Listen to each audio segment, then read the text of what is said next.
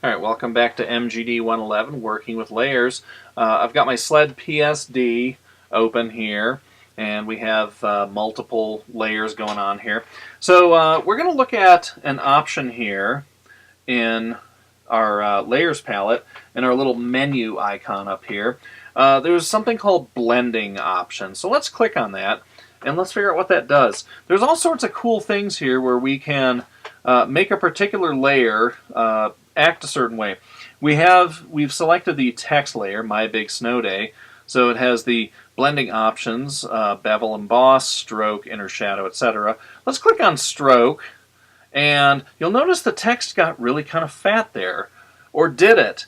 Notice the white text has a black stroke around it. Hey, that's kind of cool. So how did this work? Well, it applied a stroke, and we can make it a certain size if we want, certain thickness, and we can position the stroke to the outside or the inside, but we can also change the color of the stroke. Let's pick a nice red color here so we can really see it. And you can see that this is a good way to add an outline around something. Let's change that. Oh, gotta click OK there. Let's change that from inside to outside. And that kind of gives us a cool thing here. Let's click OK. There's a bunch of other effects here that I'll let you experiment with on your own. These kind of get into filters, which are a whole nother chapter here. And we're going to look at those later. But there's various effects that we can apply to that layer. Let's click OK.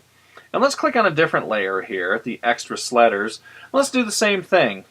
Click on our little icon up here in the layers menu, blending options. And let's try putting a stroke on them and see what happens. Well, how interesting. It added this weird, muddy black outline behind them. What exactly happened here? Well, remember, this selection down here, as we blended it in, has a really soft edge, and it has some really weird corners and things to it. So it's trying to apply a line that matches what it thinks is the outline of that.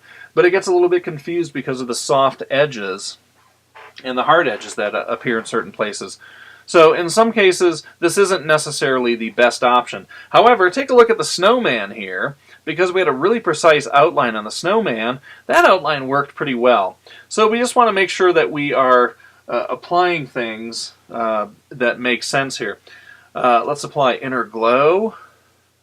Let's increase the size of that. Let's increase the opacity, actually, sorry. And let's take a look. Oh, choke. That's where we change the size of it. I don't know why they call it choke, but notice how it's glowing inside that line here. Now in this particular case it makes no sense down here, but the snowman here it kind of makes some sense. So let's reset to default, and let's cancel and get out of there. So if you have a nicely outlined shape, you can use some of those options there pretty well. If you have a soft edge on things, some of those don't work very well. So I just want you to be aware of what goes on inside that menu there. So enjoy the blending options, and we'll see you again soon.